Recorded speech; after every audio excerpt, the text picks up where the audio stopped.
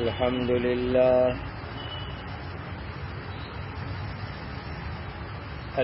لله الذي هدانا للإسلام وأشهد أن لا إله إلا الله وحده لا شريك له وأشهد أن سيدنا وشفيعنا ومولانا محمدا عبده ورسوله أرسله الله سبحانه وتعالى إلى كافة الناس بشيرا ونذيرا وداعيا إلى الله بإذنه وسراجا منيرا صلوات الله تبارك وتعالى عليه وعلى آله وأصحابه وبارك وسلم تسليما كثيرا كثيرا أما بعد فأعوذ بالله من الشيطان الرجيم بسم الله الرحمن الرحيم وما ينطق عن الهوى إن هو إلا وحي يوحى صدق الله مولانا العظيم.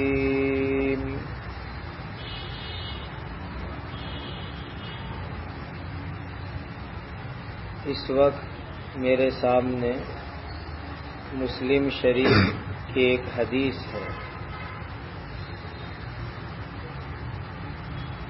ہمارے دین میں قرآن مجید یہ سب سے پہلے نمبر کی کتاب ہے. قرآن مجید کے بعد دوسرا نمبر ہے بخاری شریف کا، اور بخاری شریف کے بعد تیسرا نمبر آتا ہے مسلم شریف کا. مسلم شریف یہ حدیث پاک کی کتاب ہے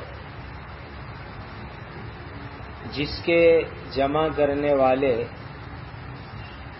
حضرت امام مسلم نیشاپوری رحمۃ اللہ تعالی علیہ نے بہت ہی صحیح حدیثوں کو اس کتاب کے اندر جمع فرمایا ہے. مسلم شریف کی ایک حدیث میں اس وقت آپ کی خدمت میں سناتا ہوں. اس کا مضمون بڑا پیارا اور بڑا عجیب ہے. ایک صحابی کی دجال سے ملاقات ہوئی تھی. وہ واقعہ حضرت نبی کریم صلی اللہ علیہ وسلم نے بیان فرمایا ہے.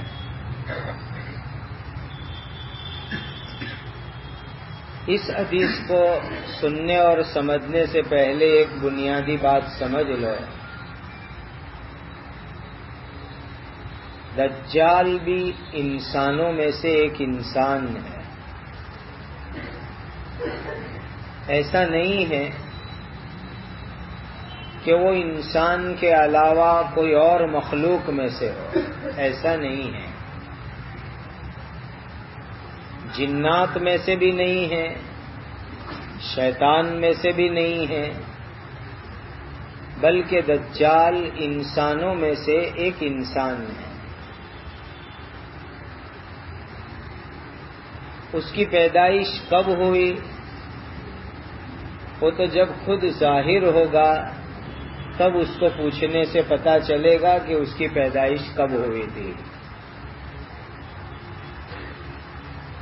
ہمارے پاس جتنی حدیثیں ہیں ان حدیثوں میں کہیں پر بھی دجال کی پیدائش کس زمانے میں ہوئی، کس جگہ پر ہوئی، اس کی کوئی پکی بات ہم کو ملتی نہیں ہے۔ البتہ اتنی بات ضرور ہے کہ حضرت نبی کریم صلی اللہ علیہ وسلم کے مبارک زمانے میں دجال پیدا ہو چکا تھا، اور خود حضور کے مبارک زمانے میں اس کی عمر بہت بڑی تھی، کم عمر بھی نہیں تھی۔ اس سے اندازہ یہ لگایا جا سکتا ہے کہ اس کی عمر کم از کم 1500 سال اس وقت ہو چکی ہوگی۔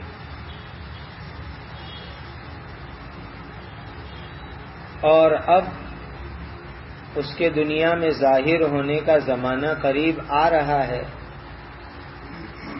پھر اس کی موت ہوگی۔ یہ دجال جب دنیا میں دوبارہ ظاہر ہوگا تب تو ہزاروں لاکھوں کروڑوں انسان اس کو دیکھیں گے اور اس کو ملیں گے، لیکن ایک صحابی اپنے ساتھیوں کی ایک جماعت کے ساتھ ایک مرتبہ راستہ بھٹک کے پہنچ گئے اور ان کی دجال کے ساتھ ملاقات ہوئی۔ اس کا پورا قصہ اس حدیث کے اندر موجود ہے۔ میں وہ حدیث آپ کو پڑھ کر کے سناتا ہوں۔ حضرت عامر ابن شراحیل کہتے ہیں کہ میں نے فاطمہ بنت قیس رضی اللہ تعالی عنہا سے، جو مہاجرین کی پہلی جماعت میں شامل تھی، یہ حضرت فاطمہ بنت قیس ایک صحابیہ عورت ہے، اور بالکل شروع زمانے کے اندر جو لوگ ہجرت کر کے مکہ سے مدینہ گئے اس میں یہ صحابیہ عورت تھی حضرت فاطمہ۔ یہ عامر ابن شراحبیل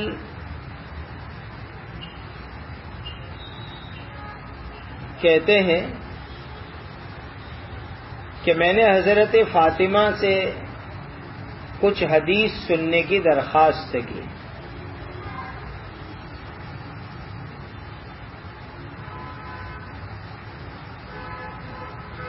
حضرت فاطمہ کہتی ہے کہ میرا نکاح مغیرہ کے بیٹے کے ساتھ ہوا تھا، جو اس زمانے میں قریش کا بہترین جوان تھا۔ گویا کہ قریشی خاندان کا یہ نوجوان بہت ہی اچھا نوجوان، اس کے ساتھ حضرت فاطمہ کی شادی ہوئی۔ یہ نوجوان یعنی حضرت فاطمہ کا شوہر نبی کریم صلی اللہ علیہ وسلم کے ساتھ سب سے پہلے جہاد میں شامل ہوا، بعد میں حضرت فاطمہ کو طلاق دے دی اور حضرت فاطمہ بیوہ ہو گئی۔ جب پہلے شوہر نے طلاق دے دی اور حضرت فاطمہ بیوہ ہو گئی تو بہت سے لوگوں نے نکاح کے لیے ان کو پیغام دیا کہ میں نکاح کرنا چاہتا ہوں۔ اس نکاح کا پیغام دینے والوں میں حضرت عبد الرحمن ابن عوف رضی اللہ تعالی عنہ بھی تھے، جو ان 10 صحابہ میں سے ہیں جن کو نبی کریم صلی اللہ علیہ وسلم نے دنیا میں جنت کی خوشخبری سنائی تھی۔ انہوں نے بھی حضرت فاطمہ کو شادی کا پیغام دیا۔ اتنے میں خود نبی کریم صلی اللہ علیہ وسلم نے ایک پیغام بھیجا، اور حضور نے پیغام بھیجا اپنے بہت پیارے اور بہت چہیتے لاڈلے صحابی حضرت اسامہ ابن زید رضی اللہ تعالی عنہ کے بارے میں. حضرت اسامہ ابن زید حضور کے بڑے لاڈلے اور بڑے چہیتے تھے. ان کے ابا حضرت زید بھی حضور کے لاڈلے اور ان کے بیٹے حضرت اسامہ، یہ دونوں باپ بیٹے حضور کے بڑے لاڈلے تھے. ان سے حضور کو کتنی محبت تھی اس کا اندازہ ایک بات سے ہوتا ہے کہ جس دن مکہ مکرمہ فتح ہوا ہے اور نبی کریم صلی اللہ علیہ وسلم ہزاروں صحابہ کے لشکر کے ساتھ مکہ مکرمہ تشریف لے گئے، تو جب مکہ میں داخل ہونے کا وقت آیا تو اونٹنی پر حضور نے اپنے ساتھ حضرت اسامہ ابن زید رضی اللہ تعالی عنہ کو پیچھے بٹھایا. اس سے اندازہ لگاؤ کہ جس دن مکہ مکرمہ فتح ہو رہا تھا اس اتنا بڑا خوشی کا دن حضور نے اپنے ساتھ حضرت اسامہ ابن زید کو بٹھایا. یہ بتلاتا ہے کہ ان کی حضور کے دل میں کتنی محبت ہوگی. تو یہ فاطمہ بنت قیس رضی اللہ تعالی عنہا بیوہ ہو گئی، شوہر نے طلاق دے دی، تو بہت سے لوگوں نے ان کے نکاح کا پیغام دیا. اس میں خود نبی کریم صلی اللہ علیہ وسلم نے حضرت اسامہ کے بارے میں پیغام دیا کہ اسامہ کے ساتھ تم شادی کر لو.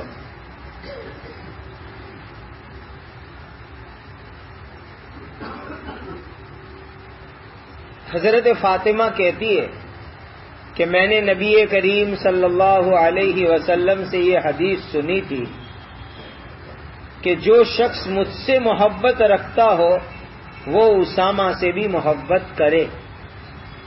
جو مجھ سے محبت رکھتا ہو وہ اسامہ سے بھی محبت کرے. یہ حضور نے ارشاد فرمایا تھا. اب اتنی بڑی بات سنی حضرت فاطمہ نے کہ حضور یہ فرماوے کہ جو مجھ سے محبت رکھے وہ اسامہ سے بھی محبت کرے. اسی لیے جب نبی کریم صلی اللہ علیہ وسلم نے یہ پیغام بھیجا کہ تم اسامہ کے ساتھ نکاح کر لو تو حضرت فاطمہ کتنی اچھی عورت تھی، کتنی سمجھدار عورت تھی کہ اس نے نبی کریم صلی اللہ علیہ وسلم کو یوں جواب دیا کہ حضور میری شادی کا معاملہ میں آپ کو حوالے کرتی ہوں، آپ جہاں چاہے وہاں میری شادی کروا دیجئے.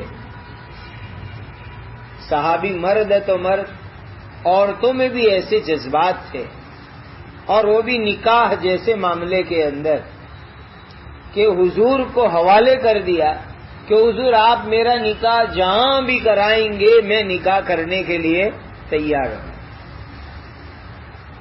اس جگہ رک کر کے ایک بات عرض کروں. زندگی میں بہت تجربات ایسے سامنے آتے ہیں، بہت سے لوگ ماشاءاللہ عقیدت محبت کا تعلق اللہ والوں سے رکھتے ہیں، لیکن جب کبھی اس طرح کوئی شادی کی بات آتی ہے تو پھر گھر میں فیملی والے یوں کہتے ہیں کہ بھئی ہر چیز میں تھوڑی بزرگوں کی بات ماننی ہوتی ہے. ٹھیک ہے کوئی مسئلہ پوچھنا ہو، مشورہ لینا ہو تو ان کی بات مانی جاتی ہے، شادی میں بھی ان کی بات ماننے کی ایسا وری ہوئے گئی.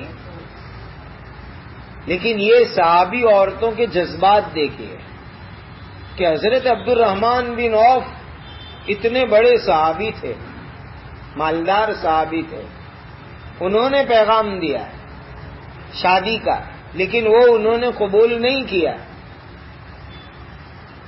حالانکہ بڑے مالدار صحابی حضرت عبد الرحمن بن عوف رضی اللہ تعالی عنہ، لیکن حضرت فاطمہ نے اپنی شادی کا معاملہ حضور کے حوالے کر دیا کہ آپ جہاں شادی کروائیں گے میں اپنی شادی کے لیے تیار ہوں. تو نبی کریم صلی اللہ علیہ وسلم کو جب یہ اختیار دیا، حضور نے فرمایا کہ عدت ابھی گزار لو، ابھی ابھی طلاق ہوئی ہے۔ یہاں ایک مسئلہ میں آپ کو سمجھا دوں۔ جب عورت کو شوہر نے طلاق دے دی اور وہ عدت میں بیٹھی ہو، تو عدت کے زمانے کے اندر کسی دوسرے مرد سے اس کا نکاح نہیں ہو سکتا، اور عدت کے زمانے میں نکاح کا پیغام صاف صاف لفظوں میں دینا بھی نہیں چاہیے۔ جب عورت عدت میں بیٹھی ہو تو شادی کا پیغام، منگنی کا پیغام بھی نہیں دینا چاہیے، اور اگر عدت کے زمانے میں کسی نے نکاح کر لیا تو وہ نکاح صحیح نہیں ہوگا شریعت کے قانون کے مطابق۔ تو حضور نے فاطمہ بنت قیس کو فرمایا کہ ابھی تو تم عدت کے اندر بیٹھو، اب عدت کہاں گزارے؟ تو مدینہ میں ایک عورت تھی، ام شریک رضی اللہ تعالی عنہا، بڑی مالدار عورت تھی، انصاری عورت تھی، اللہ کے راستے میں مال بہت خرچ کرنے والی عورت تھی۔ اس کے گھر مہمان بھی بہت آیا کرتے تھے۔ جب حضور نے فرمایا کہ جاؤ ام شریک کے گھر چلی جاؤ اور وہاں تم عدت گزار لو، تو حضرت فاطمہ کہتی ہے کہ میں نے سوچا کہ حضور نے مجھے فرمایا کہ ام شریک کے گھر عدت گزارنی، تو میں چلی جاتی ہوں، وہاں عدت گزار لوں گی۔ لیکن اس کے بعد نبی کریم صلی اللہ علیہ وسلم نے مجھے یہ فرمایا کہ دیکھو یہ ام شریک تو بہت مہمان نوازی کرنے والی عورت ہے، ان کے یہاں مہمان آتے ہی رہتے ہیں، اکثر اس کے گھر مہمان چالو ہی رہتے ہیں،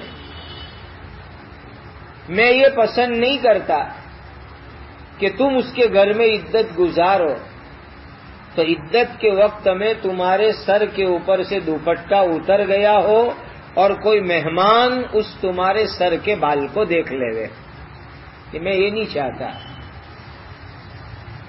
پھر گھر میں رہنا ہے تو تمہاری پنڈلی کے اوپر، یہ گھٹنے سے نیچے والا حصہ پنڈلی کہلاتا ہے، کہ اس کے اوپر جو کپڑا اوڑھا ہوتا ہے وہ کپڑا کبھی ہٹ جاوے اور مہمان کی تمہاری پنڈلی کے اوپر نظر پڑ جائے، یہ بھی مجھے پسند اور گوارا نہیں ہے۔ مجھے یہ ہوتا ہے کہ تم کو برا لگے گا، تمہارے بال کسی نے دیکھ لیے، تمہاری پنڈلی کسی نے دیکھ لی، اسی لیے ان کے گھر پہ عدت مت گزارو، وہ مہمانوں کے آنے جانے والا گھر ہے۔ نبی کریم صلی اللہ علیہ وسلم نے خود مشورہ دیا کہ تمہارے چچا زاد بھائی عبداللہ ابن ام مکتوم کے گھر جا کر کے تم عدت گزار لو۔ تو حضرت فاطمہ بنت قیس کہتی ہے کہ حضور نے یہ جو دوسرا مشورہ دیا، میں نے اس مشورے کے اوپر عمل کیا اور اپنے چچا کے بیٹے عبداللہ ابن ام مکتوم کے گھر کے اوپر، عبداللہ ابن عمرو ابن ام مکتوم کے گھر عدت گزارنے کے لیے چلی گئی۔ اب یہاں رک کر کے عدت کے بارے میں آپ کو ایک خاص بات بتاؤں۔ ہماری یہاں عدت کے بارے میں ایک غلط فہمی بہت عام ہے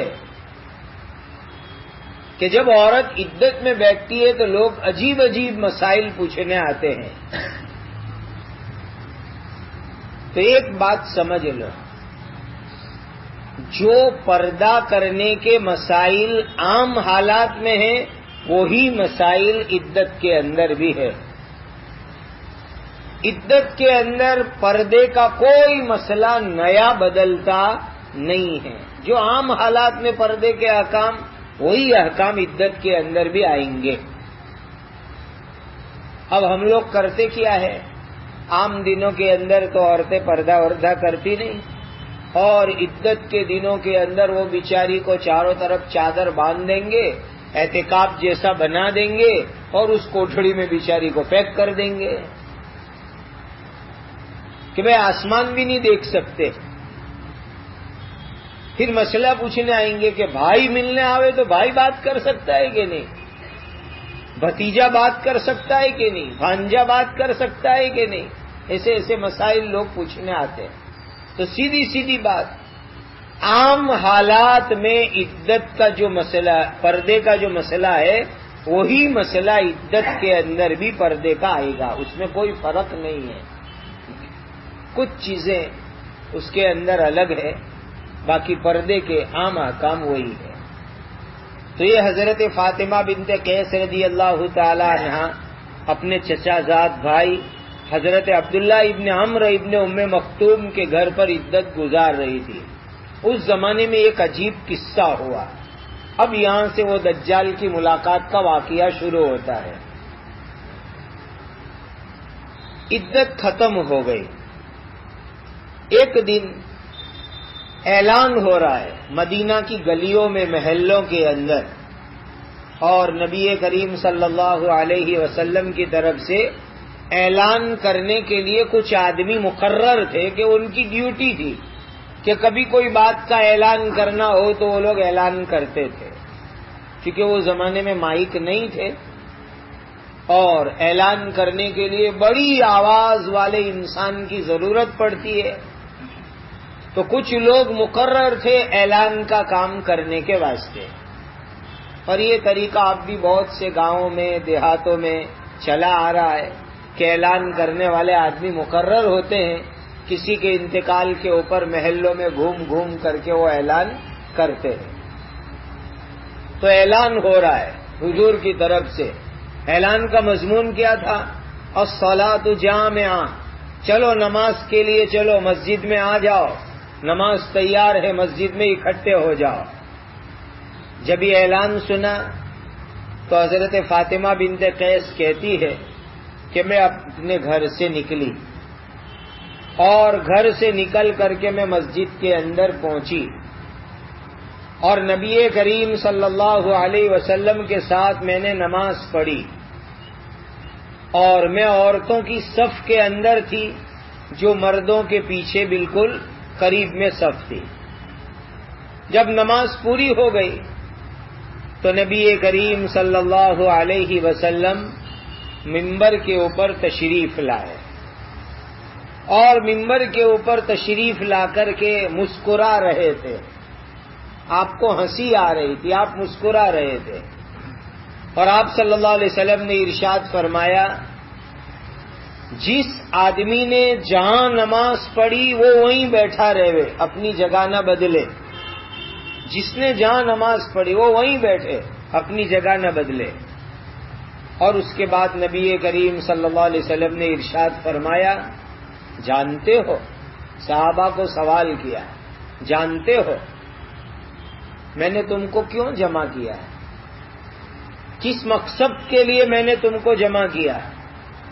صحابہ کرام نے عرض کیا کہ اللہ تعالیٰ اور اللہ تعالیٰ کے رسول جانتے ہیں کیوں آپ نے ہم کو جمع کیا. یہ صحابہ کا ادب تھا کہ کبھی اپنی طرف سے کوئی بات نہیں کہتے تھے صحابہ کہ حضور ایسا ہو سکتا ہے، ایسا ہو سکتا ہے، ایسا ہو سکتا ہے. حضور نے سوال کیا تو ہر صحابی کا معاملہ یہی ہوتا تھا کہ حضور اللہ جانتے ہیں، اللہ کے رسول جانتے ہیں، آپ نے ہم کو یہاں کیوں جمع کیا ہے. تو آپ صلی اللہ علیہ وسلم نے ارشاد فرمایا کہ میں نے تم کو کچھ مال دینے کے لیے، لالچ دلانے کے لیے جمع نہیں کیا ہے. اسی لیے کہ حضور کے زمانے میں ایک بات تھی کہ حضور کے پاس کہیں سے کوئی مال آتا، ہدیے کا، صدقے کا، تو حضور صحابہ کو جمع فرماتے اور جمع کر کے ان کے درمیان مال کو تقسیم فرماتے تھے. تو صاحب فرمایا کہ آج مجھے کوئی مال تقسیم نہیں کرنا ہے، میرے پاس کوئی ہدیے نہیں آئے کہ میں اس کو تم کو تقسیم کروں، اس کے لیے میں نے تم کو جمع نہیں کیا. آگے ارشاد فرمایا میں نے تم کو کسی چیز کے ڈرانے کے لیے بھی جمع نہیں کیا ہے. بعض مرتبہ ایسا ہوتا تھا کہ کوئی خبر آ گئی کہ مدینہ کے اوپر حملہ ہو رہا ہے تو حضور صحابہ کو جمع فرماتے کہ جمع ہو جاؤ، دشمن آ رہا ہے اور اس سے میں تم کو ڈراؤں. تو حضور نے فرمایا کہ میں نے تم کو ڈرانے کے لیے بھی جمع کیا نہیں ہے. پھر آپ نے ارشاد فرمایا کہ میں نے تم کو اس لیے جمع کیا ہے تاکہ میں تم کو تمیم داری کا واقعہ سناؤں. حضور نے فرمایا میں تم کو تمیم داری کا قصہ سناؤں. تمیم داری ایک عیسائی آدمی تھا، اب تو ہم ان کو صحابی کہیں گے، حضرت تمیم داری رضی اللہ تعالی عنہ. یہ عیسائی آدمی تھا. حضور فرماتے ہیں کہ تمیم داری میرے پاس آیا اور مسلمان ہو گیا، اور اس نے مجھے ایک ایسی بات بیان کی جو اس بات جیسی ہے جو میں تم کو سنایا کرتا تھا. یعنی جو بات میں تم کو سنایا کرتا تھا بالکل تمیم داری نے اپنی آنکھ سے دیکھی ہوئی ایک بات مجھے سنائی ہے. دیکھو اس کا میننگ کیا حدیث کے اس لفظ کا. بعض مرتبہ ایسا ہوتا ہے کہ میں آپ لوگوں کو کوئی بات سناؤں کہ ایسی ایسی بات ہے، یہ میری سنی سنائی بات آپ کو میں نے سنائی. اب ایک آدمی آیا اور آ کر وہ کیا کہتا ہے کہ جیسا آپ نے کہا نا ایسا میں آنکھ سے دیکھ کے آیا، تو آپ کیا کہو گے؟ او ہو یہ تو میری بات پروف ہو گئی، میری بات ایک دم پکی ہو گئی کہ جو بات میں سنی سنائی کہتا تھا تم نے اپنی آنکھ سے دیکھی ہوئی بات مجھے سنائی ہے، تو ایک دم پکی بات ہو گئی. تو نبی کریم صلی اللہ علیہ وسلم نے بھی یہی بات ارشاد فرمائی کہ میں جو تم کو سناتا تھا تمیم داری نے وہ بات اپنی آنکھ سے دیکھی ہوئی مجھے سنائی.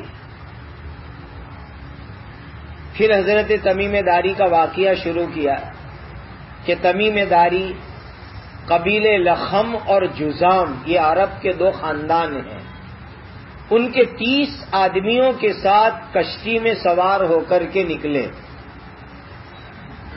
اور یہ کشتی دریا میں چلنا شروع ہوئی. اتنے میں طوفان آ گیا دریا کے اندر، اور ایسا طوفان آیا کہ 1 مہینے تک ان کی کشتی ادھر ادھر برابر گھومتی رہی.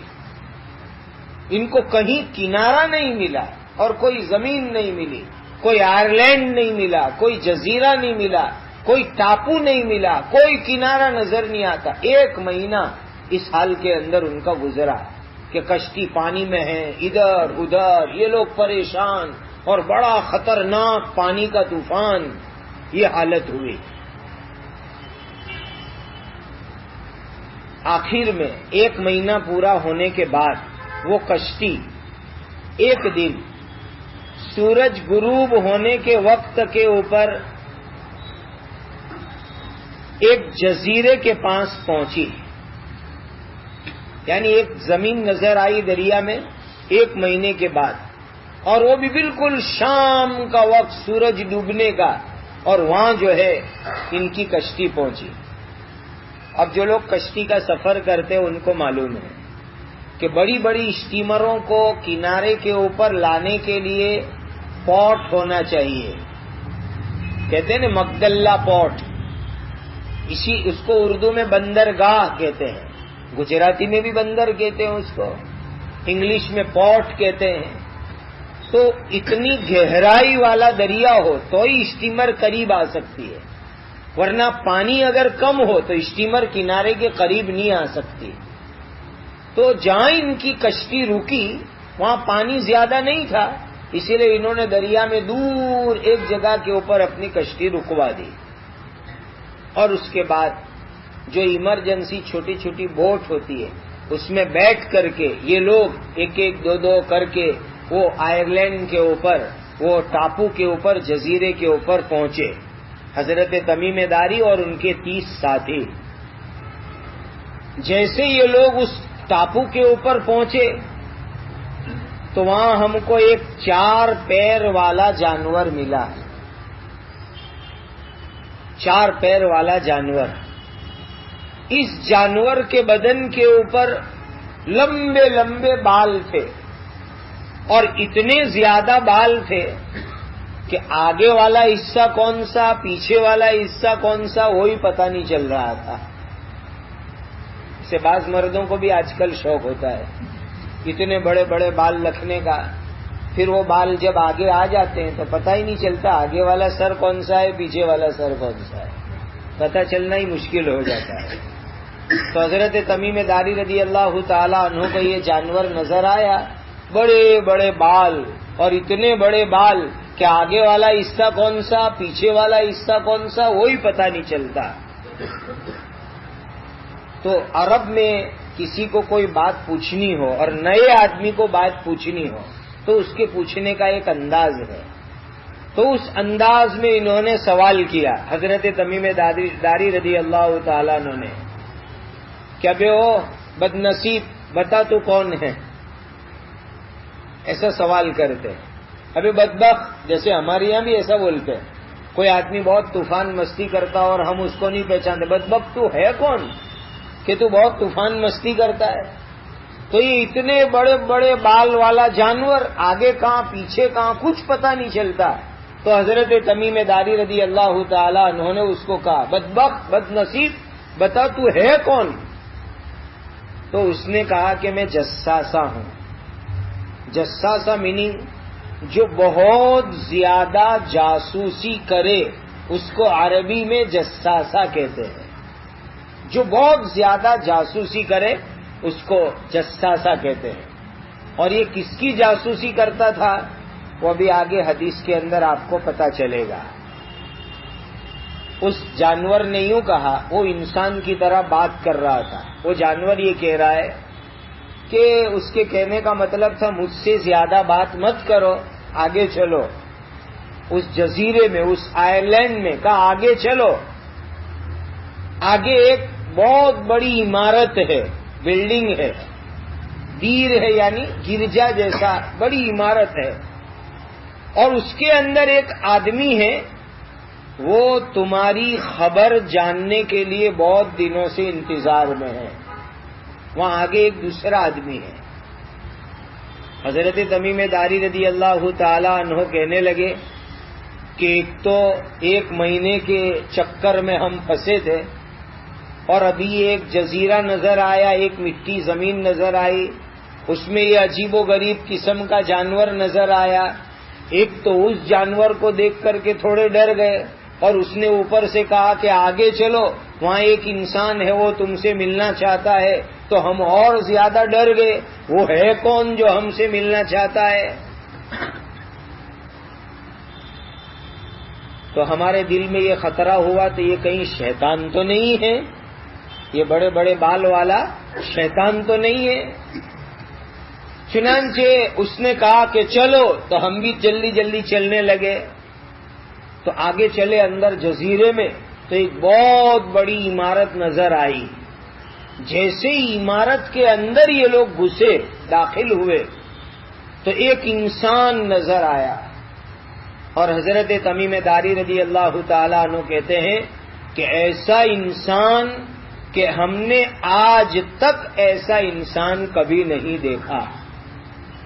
کا اس کی سائز بہت بڑی, ہماری جو سائز ہے اس کے مقابلے میں اس کی سائز, اس کی لمبائی, اس کی باڈی بہت بڑی, وہ ہم کو نظر آیا.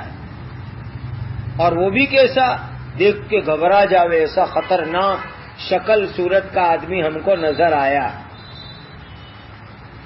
جب ہم آگے گئے تو دیکھا اس کے دونوں ہاتھ گردن کے ساتھ مضبوطی سے بندھے ہوئے تھے. وہ آدمی ایسا کہ دونوں ہاتھ گردن کے ساتھ مضبوطی سے بندھے ہوئے تھے, اور یہ جو ٹانگ ہے یہ ٹانگ گھٹنوں کے پاس سے موڑ کر کے اس کو بھی باندھا گیا تھا, گویا ڈبل اس کو باندھا گیا تھا. دونوں ہاتھ گردن کے ساتھ اور یہ دونوں گھٹنے دونوں ران کے ساتھ, جانگ کے ساتھ اچھی طرح زنجیر سے باندھ دیا گیا تھا, اور وہ لوہے کی زنجیریں تھی. حضرت تمیم داری رضی اللہ تعالی عنہ نے یہ منظر دیکھا کہ یہ تو عجیب و غریب آدمی, ہاتھ گردن میں بندھے ہوئے, دونوں پیر دونوں ٹانگوں سے بندھے ہوئے. اور دوسری جگہ روایت میں موجود ہے کہ وہ آدمی زمین آسمان کے بیچ میں، یعنی وہ عمارت، یہ تو اس کی چھت بہت چھوٹی ہے، اس کی چھت بہت اونچی اور بیچ میں اس کو باندھا گیا تھا، تو آدمی بیچ میں اچھل کود کرتا تھا، کبھی اوپر اچھلے کبھی نیچے اچھلے، کبھی اوپر اچھلے پھر نیچے آئے، عجیب اچھل کود وہ آدمی کر رہا تھا۔ کہ ہم حیران، یہ ہے کون؟ ہاتھ بندھے ہوئے، پیر بندھے ہوئے اور زمین آسمان کے بیچ میں اچھل کود کر رہا ہے۔ تو حضرت تمیم داری رضی اللہ تعالیٰ عنہ نے اس آدمی کو سوال کیا، برباد ہو تو ہے کون بتا؟ یہ عرب کے اس زمانے کے انداز میں انہوں نے سوال کیا۔ تو آدمی جو بندھا ہوا تھا وہ کہنے لگا کہ تم کو میرا حال معلوم ہو ہی جائے گا، تم یہاں تک آ گئے اور مجھے دیکھ لیا، مجھے مل گئے، تم کو پتہ چل جائے گا، لیکن پہلے یہ بتاؤ کہ تم کون لوگ ہیں۔ وہ آدمی یہ عجیب سوال کر رہا ہے کہ تم یہاں آ گئے تو میری پہچان تو ہو ہی جائے گی، لیکن تم کون ہیں آنے والے لوگ وہ بتاؤ، تمہاری پہچان کراؤ۔ تو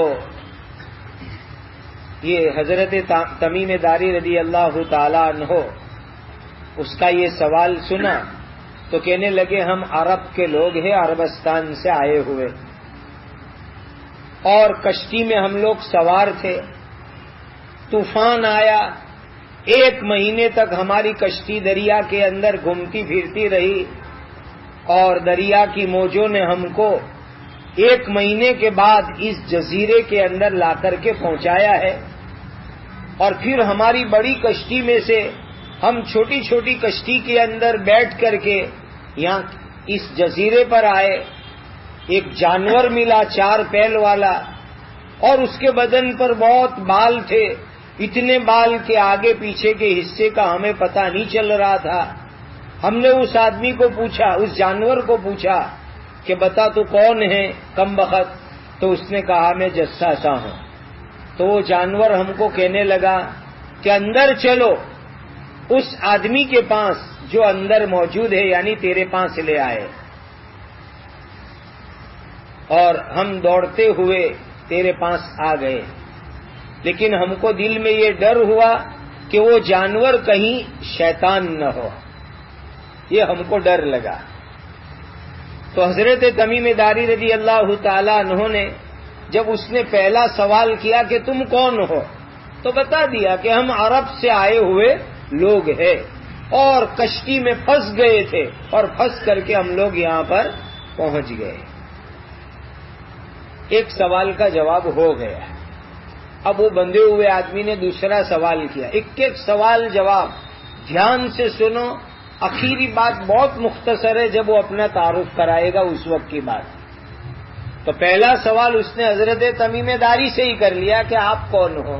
تو انہوں نے پہچان کرا دی، ہم عربستان کے لوگ ہیں، کشتی میں بیٹھ کر کے جا رہے تھے، کشتی دریا میں ادھر ادھر چکرا گئی، اور 1 مہینے کے بعد ہم لوگ یہاں پر پہنچے۔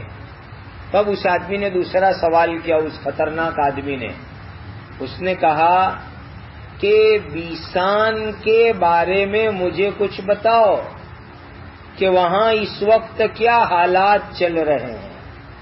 بیسان ایک شہر کا نام ہے، اور یہ شہر فلسطین کے اندر ہے۔ اس نے پوچھا کہ بیسان کے بارے میں بتاؤ۔ تو انہوں نے پوچھا کہ بیسان کے بارے میں تو کیا پوچھنا چاہتا ہے؟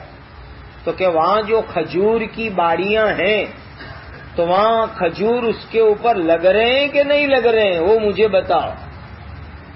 تو حضرت تمیم داری رضی اللہ تعالی عنہ نے ارشاد فرمایا کہ ہاں، بیسان کے اندر جو کھجور کی باڑیاں ہیں اس کے اوپر کھجور لگ رہے ہیں۔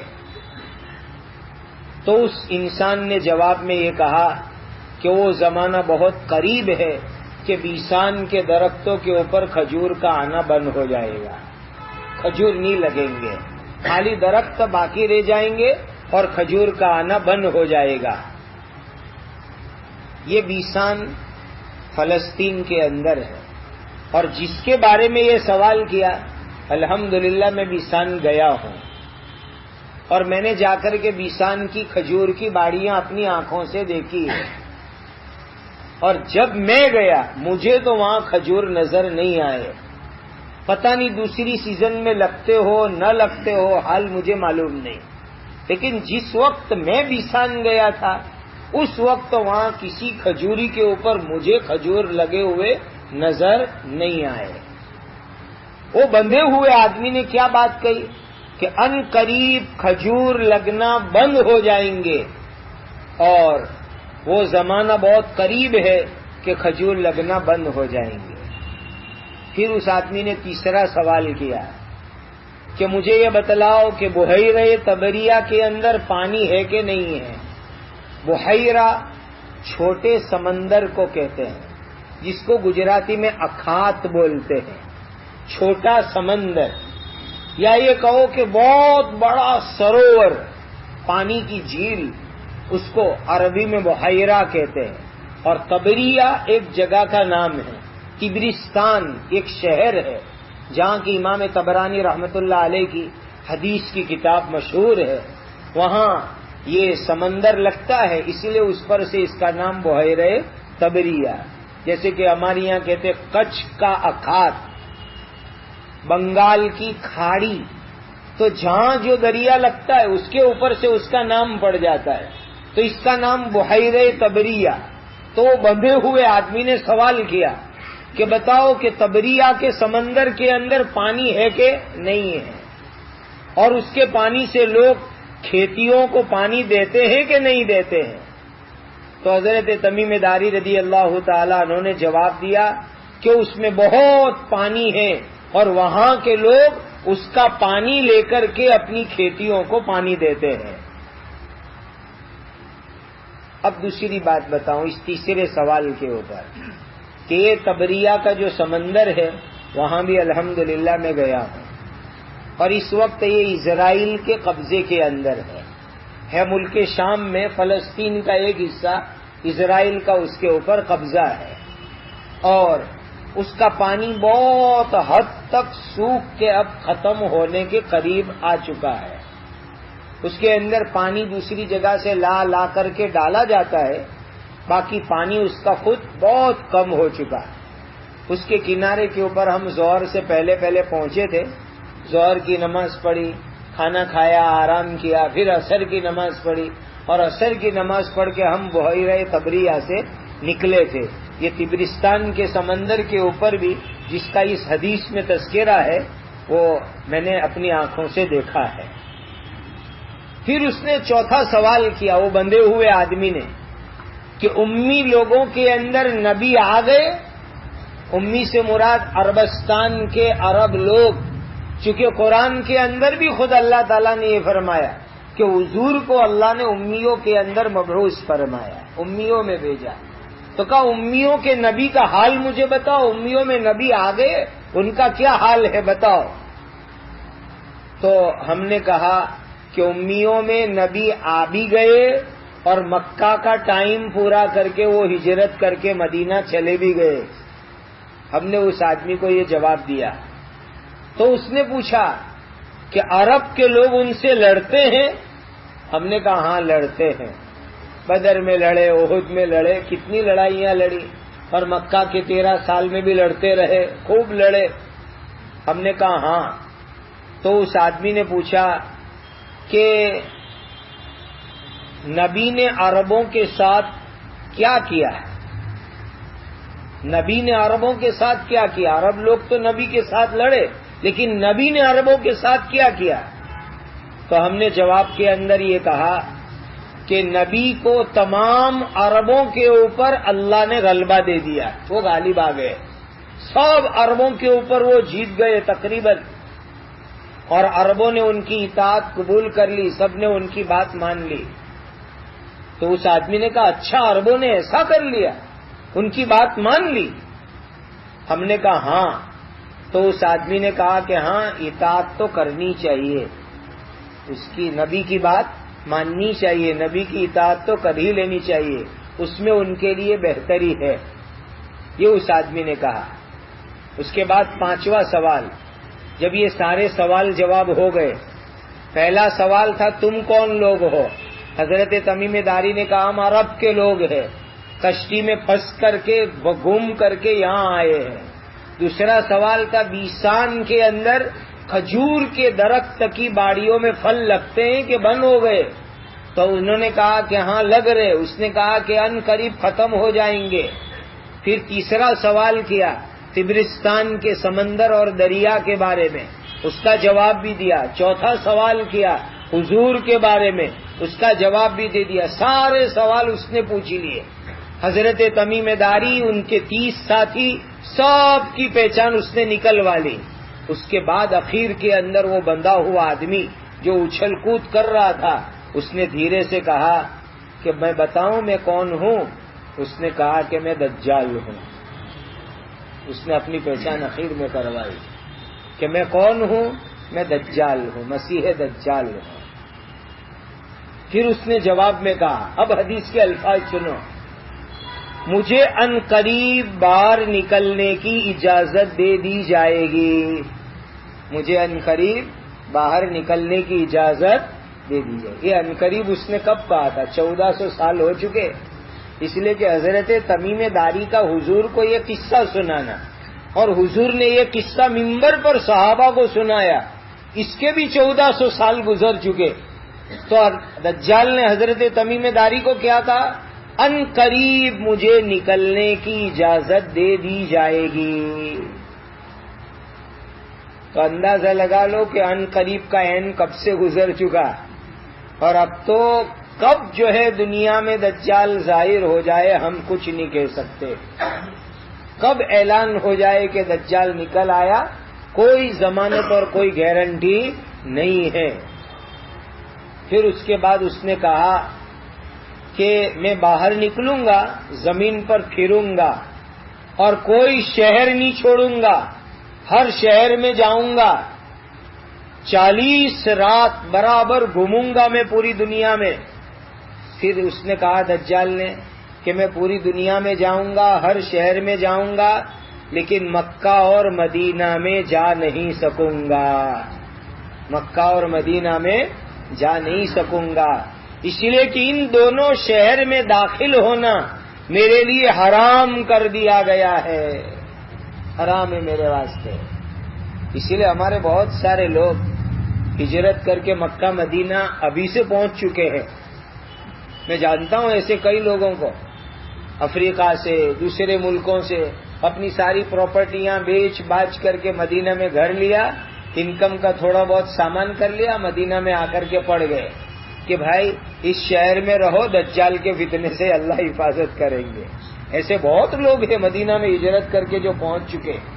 تو مکہ اور مدینہ کے اندر دجال کا داخلہ نہیں ہو پائے گا، باقی پوری دنیا کے اندر وہ جائے گا۔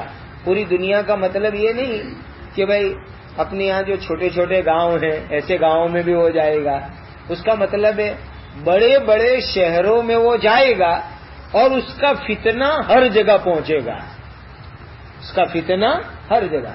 اور فتنہ پہنچنے کے لیے تو بھائیوں اب تو آبادی نہیں، جنگل میں بھی فتنے پہنچ جاتے ہیں۔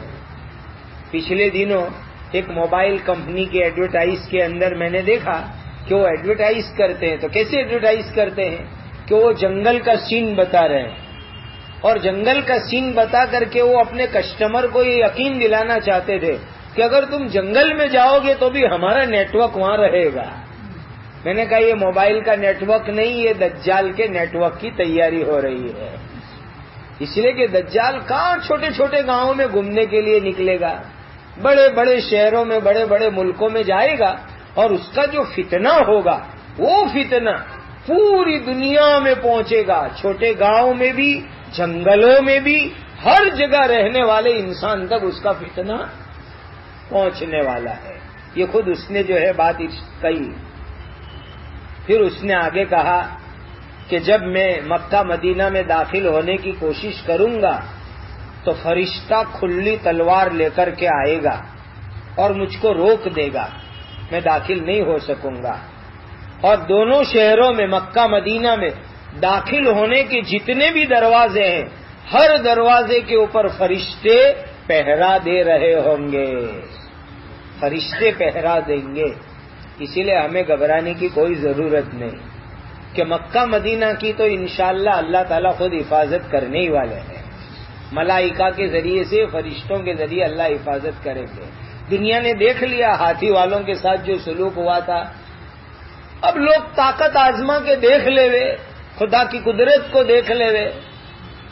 دجال جیسی طاقت مکہ مدینہ میں نہیں جا سکتی. اللہ تعالیٰ دجال جیسے فتین کو مکہ مدینہ سے دور رکھیں گے اور فرشتوں کے ذریعے سے اللہ تعالیٰ اس کی حفاظت کریں گے. آج بھی مدینہ پاک کے اندر ایک پہاڑ ہے، کبھی وہاں ساتھ ملاقات ہو جائے میں بھی بتا سکتا ہوں، آپ زیارت کرانے والوں کو بھی پوچھ سکتے ہو. اس پہاڑ کے بارے میں بعض روایتوں میں آتا ہے کہ دجال اس کے پیچھے کی طرف آئے گا، اور وہ تو بہت لمبا چوڑا تڑنگا ہے، تو لمبائی کے ساتھ پہاڑ کے اوپر سے مدینہ کی طرف جھانکنے کی کوشش کرے گا. اور بعض کتابوں میں ہے کہ بھئی احد کی طرف سے جھانکنے کی کوشش کرے گا. وہ جھانکے گا ضرور مدینہ پاک کو، لیکن مدینہ پاک میں داخلے کی اس کو اجازت ملے گی نہیں. اور چاروں طرف فرشتے تلوار لے کر کے کھڑے ہوں گے. یہ پوری بات نبی کریم صلی اللہ علیہ وسلم نے ممبر مبارک کے اوپر بیٹھ کر کے ارشاد فرمائی. فاطمہ بنت قیس کہتی ہے کہ یہ واقعہ سنا کر کے نبی کریم صلی اللہ علیہ وسلم نے اپنی لکڑی مبارک کو ممبر پر مارا.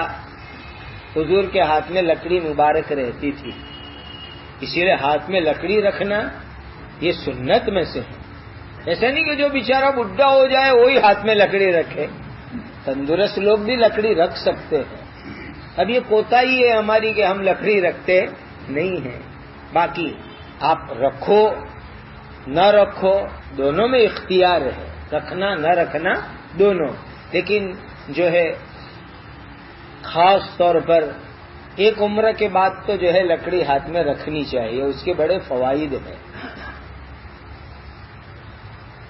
تو آپ صلی اللہ علیہ وسلم کے مبارک ہاتھ میں جو لکڑی تھی وہ آپ نے ممبر کے اوپر ماری حضور نے، اور ارشاد فرمایا یہ طیبہ ہے یعنی مدینہ ہے، اور اتنی پاک جگہ ہے کہ دجال بھی اس کو گندا کر سکے گا نہیں. دجال کی گندگی سے اس کی حفاظت ہوگی. اور اس کے بعد نبی کریم صلی اللہ علیہ وسلم نے فرمایا کیا یہ بات وہی نہیں ہے جو میں تم کو بیان کیا کرتا تھا؟ یعنی جو بات دجال کے لیے میں کہتا تھا تمیم داری نے آنکھ سے دیکھ کر کے ہم کو یہ بات سنائی. پھر نبی کریم صلی اللہ علیہ وسلم کے سامنے صحابہ نے عرض کیا حضور ہاں بالکل آپ ایسا ہی فرماتے تھے. نبی کریم صلی اللہ علیہ وسلم نے ارشاد فرمایا مجھے تمیم کا سنایا ہوا واقعہ پسند آیا، وہ بالکل اس کے موافق ہے جو دجال اور مکہ مدینہ کے بارے میں انہوں نے تم سے بیان کیا تھا.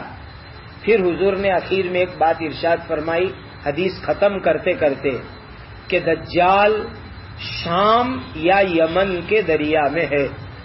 دجال شام یعنی جس کو ہم سیریا کہتے ہیں، صبح شام نہیں، شام ملک کا نام، سیریا جس کو کہتے ہیں، تو وہ شام یا یمن کے دریا میں ہے. پھر حضور نے فرمایا نہیں نہیں نہیں، وہ مشرق کی جانب سے آئے گا. مشرق یعنی پورو دشا میں سے نکل کر کے آئے گا. اور پورو کی طرف سے جب بات حضور نے فرمائی تو آپ صلی اللہ علیہ وسلم نے اپنے ہاتھ سے مشرق کی طرف اشارہ بھی فرمایا. دیکھو اس حدیث کے اخیر میں جو حضور نے یہ بات ارشاد فرمائی کہ وہ یمن اور شام کے دریا میں ہیں، پھر اس کے بعد فرمایا کہ وہ مشرق کی طرف سے نکل کر کے آئے گا، تو حدیث کی شرح کرنے والوں نے اس کے اوپر یہ بات لکھی ہے کہ اس کا مطلب یہ ہے کہ دجال کی ایک جگہ فکس نہیں ہے، متعین نہیں ہے.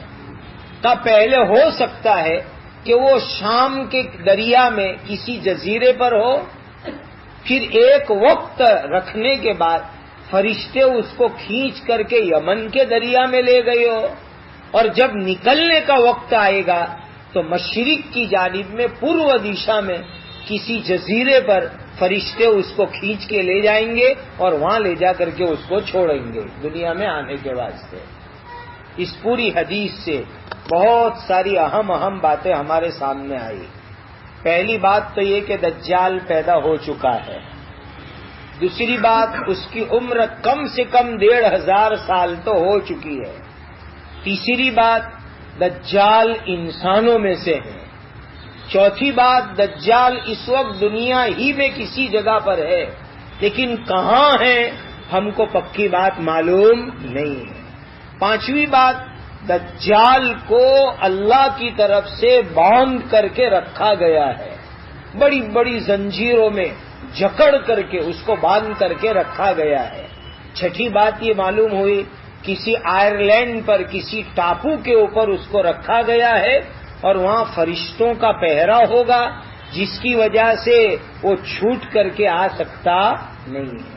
جب اس کا وقت آئے گا چھوٹنے کا تو اس وقت ملائکہ اس کی زنجیریں چھوڑ دیں گے، جیسا ابھی حدیث میں آپ نے سنا کہ دونوں ہاتھ یہاں گردن سے بندھے ہوئے ہیں اور دونوں پیر اس کے جانگوں کے ساتھ بندھے ہوئے ہیں۔ اس حال میں وہ جکڑ کے رکھا گیا ہے اور اس کو قیامت سے پہلے فرشتے چھوڑ دیں گے اور تب وہ دنیا کے اندر آئے گا۔ اور آنے کے بعد اس کی موت کی جگہ ہم کو معلوم ہے کہ حدیث میں، اسی مسلم شریف میں، انشاءاللہ آئندہ مجلس میں وہ حدیث میں آپ کو سناؤں گا کہ دجال کی موت کس طرح ہوگی اور کیسے اس کو قتل کیا جائے گا۔ ایک شہر ہے، اس کا نام ہے لد۔ لد نام کا شہر ہے جو حدیث میں موجود ہے۔ اس لد شہر کے دروازے پر حضرت عیسیٰ علیہ السلام دجال کو قتل کریں گے، اور جس جگہ کے اوپر قتل کریں گے اس کا تذکرہ حدیث میں آیا ہے باب اللد، لد کے دروازے سے۔ جیسے کہ آج کل شہروں میں داخل ہونے کا جو دروازہ ہوتا ہے وہاں گیٹ بنانے کا ایک رواج بن گیا۔ پہلے پرانے زمانے میں بھی ہوتا تھا کہ شہروں میں داخل ہونے کے دروازے، اب نئی فیشن بھی آ گئی خالی شو کے طور پر، تو اس طرح کا ایک دروازہ لد شہر کے وہاں بنے گا اور جو ہے وہاں دجال کو عیسیٰ علیہ السلام قتل کریں گے۔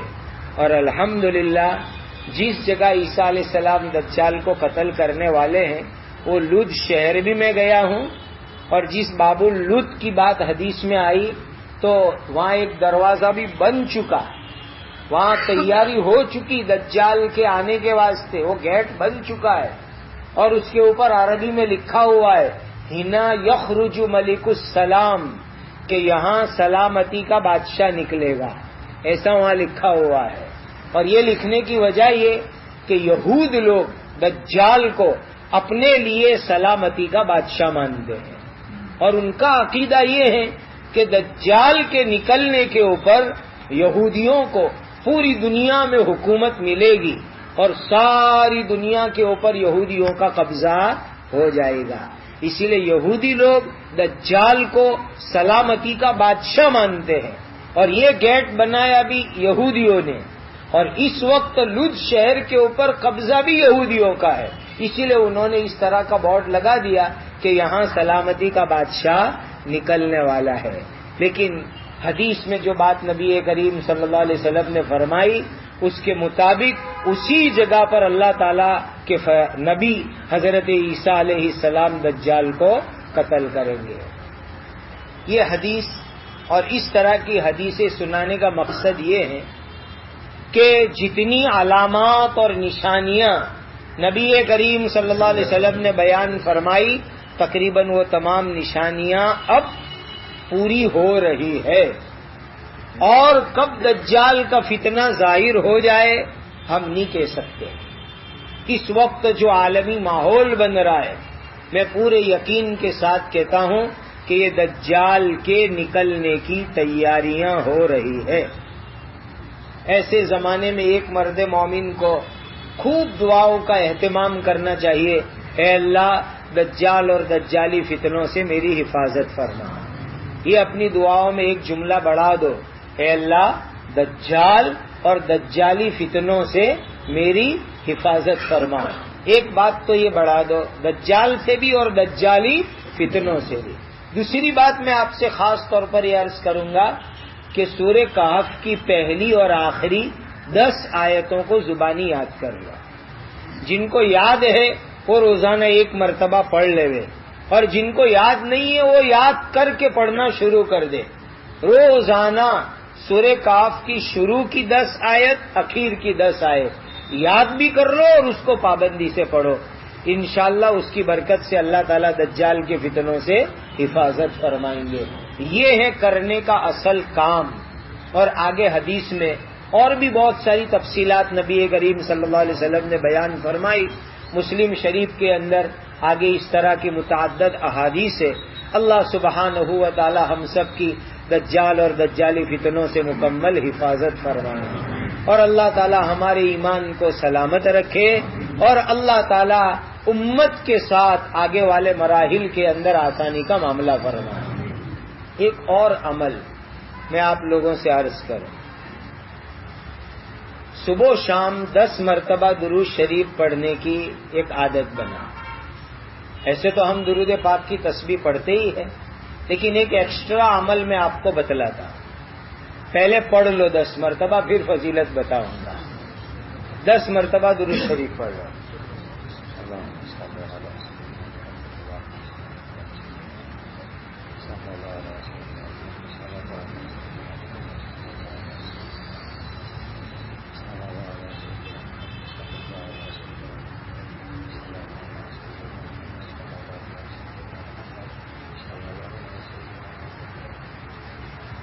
حدیث پاک میں آتا ہے، یہ روایت القول البدیع میں ہے کہ جو مسلمان روزانہ صبح و شام 10 مرتبہ درود شریف پڑھے گا، قیامت کے دن خود نبی کریم صلی اللہ علیہ وسلم اس کی سفارش اللہ کے سامنے کریں گے.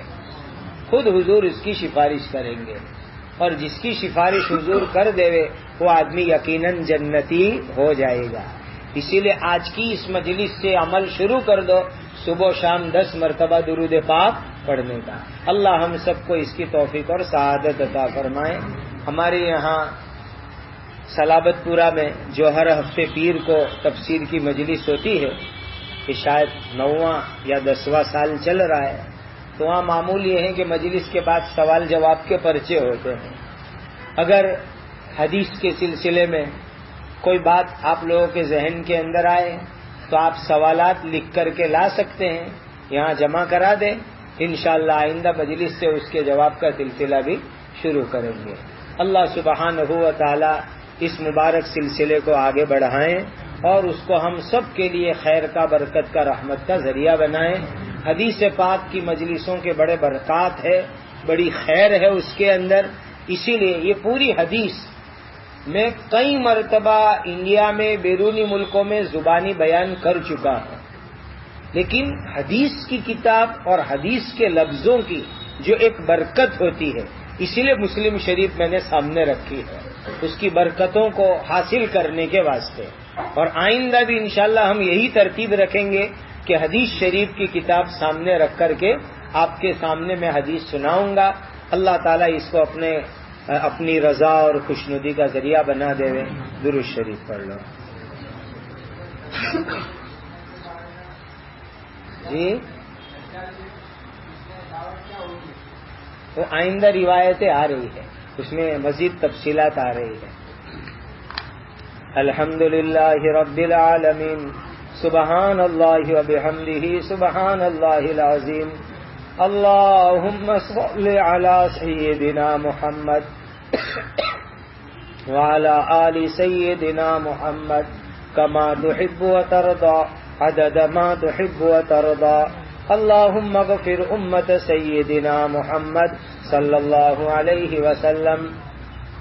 اللهم ارحم أمة سيدنا محمد صلى الله عليه وسلم. اللهم تجاوز عن أمة سيدنا محمد صلى الله عليه وسلم.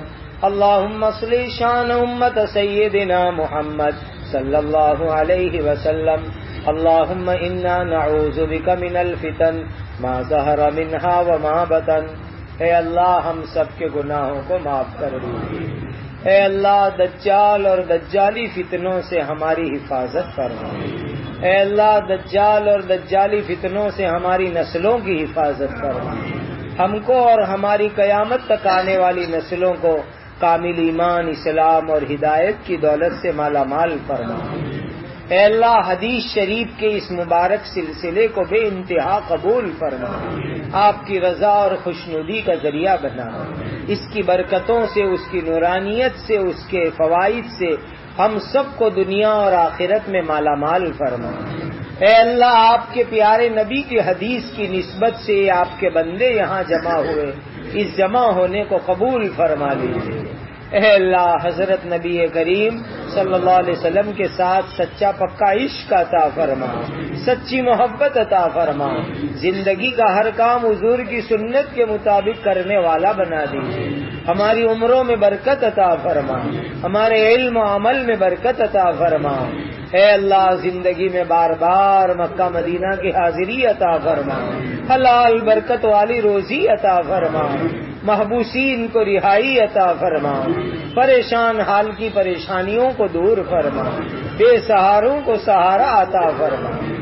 اے اللہ فتنوں سے، حاسدوں سے، مکاروں سے پوری دنیا کے اہل ایمان کی حفاظت فرما، مکہ مدینہ کی حفاظت فرما، تمام مساجد کی، مدارس کی، مکاتب کی، خانقاہوں کی، جماعتوں کی، مراکز کی، دین کے کاموں کی کام کرنے والوں کی حفاظت فرما۔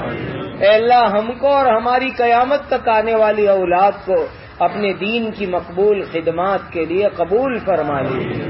حضرت نبی کریم صلی اللہ علیہ وسلم نے جتنی خیر مانگی ہمیں اور پوری امت کو عطا فرما۔ حضرت نبی کریم صلی اللہ علیہ وسلم نے جن شرور سے پناہ چاہیے ہماری اور پوری امت کی حفاظت فرما، ہماری اس دعا کو، اس مجلس کو اپنے کرم سے قبول فرما۔ وصلی اللہ وسلم علی سیدنا مولانا محمد وعلی آلہ واصحابہ اجمعین۔ سبحان ربک رب العزت عما یصفون وسلام علی المرسلین والحمد للہ رب العالمین۔